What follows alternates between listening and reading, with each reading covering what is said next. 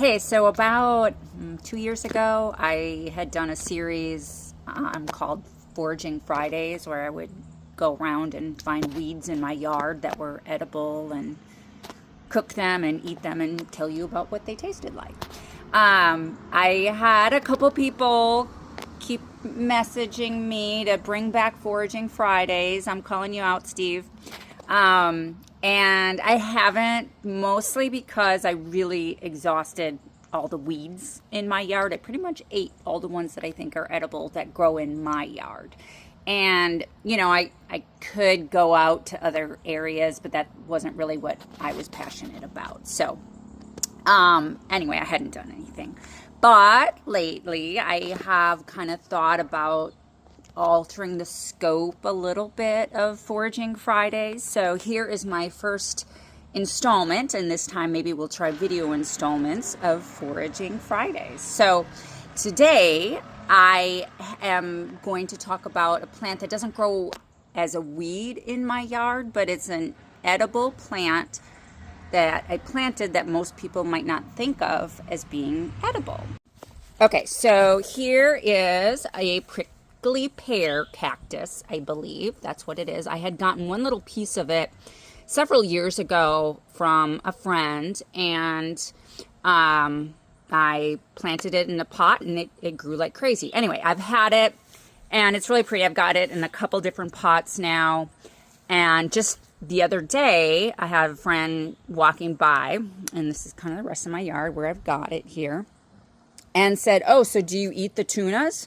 And I was like, "What, tunas?" Anyway, apparently these little red things right here are the fruit, and it starts as a flower earlier in the spring and then turns into a fruit, and they are called tunas, T-U-N-A, and they are apparently are edible, and I am going to pick a couple here. So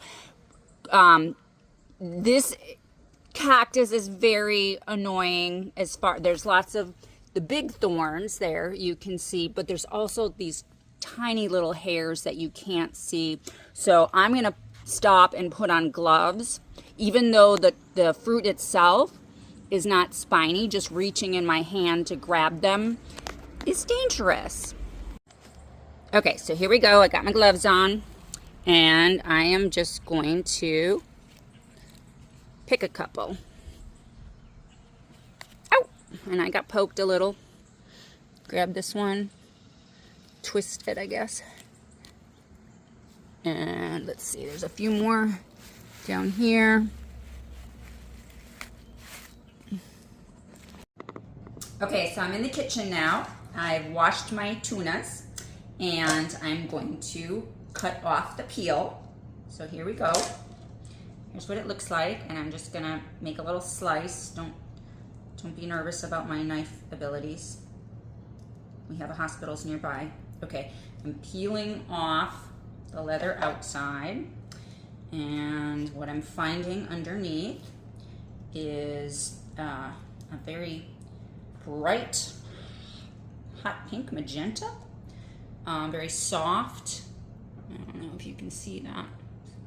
It's hard to. Anyway, it's very soft, and now I'm going to try it.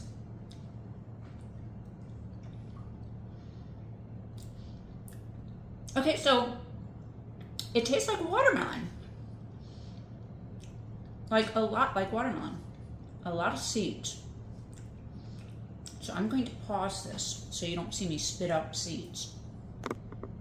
So, in conclusion, it was delicious, and I will definitely eat it again. Now I have to say my hands, even though I was wearing gloves, somehow those hairs of the cactus are just like magical and jump off the cactus. I really didn't think I touched the green part, but somehow they're feeling a little irritated. It's not bad at all. I'd pick it again. Anyway, and I looked up the nutritional value, and it's high in magnesium and potassium, which are both electrolytes, so great for hydration, and also vitamin C, of course, as you might expect, and high in fiber.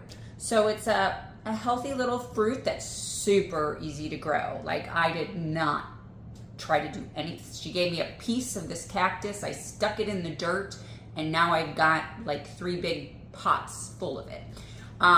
So that's the conclusion. So I guess this was the premiere, the 2026 premiere of the new Foraging Fridays.